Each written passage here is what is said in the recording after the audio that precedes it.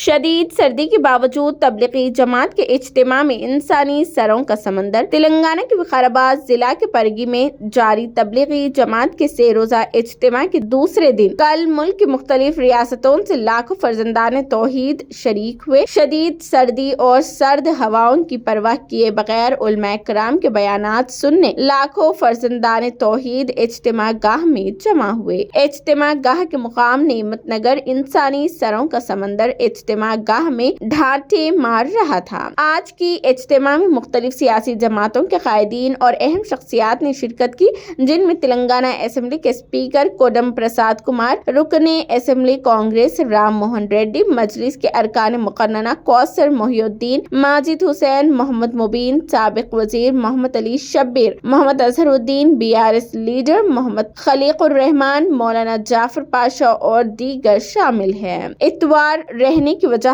سے تلنگانہ کے علاوہ پڑوسی ریاستوں آندھرا پردیش، کرناٹک اور مہاراشٹر سے لاکھوں فرزندان توحید کی شرکت کی گئی۔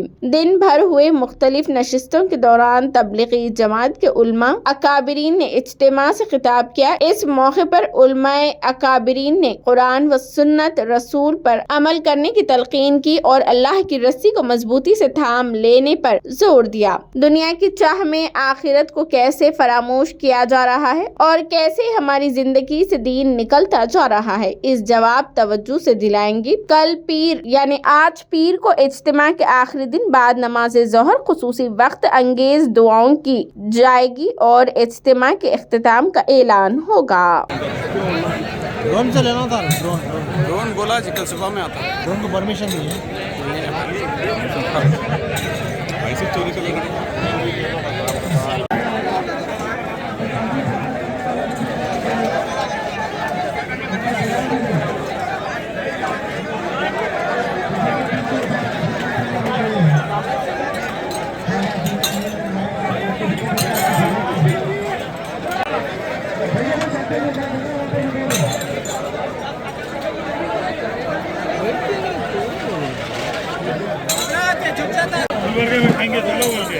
جائیں گے نا ٹھہرو 2 منٹ ٹھہرو، آپ انعام آیا تو کیسا بھی اٹھا لیتے آپ کو چھوڑ دیں۔ 10 منٹ رکو، 10 منٹ رکو، کھائیے۔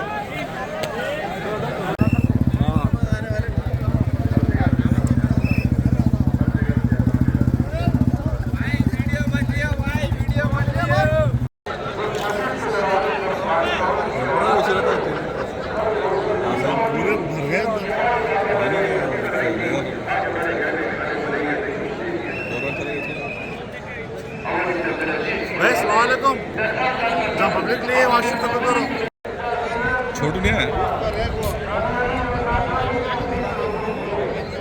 میں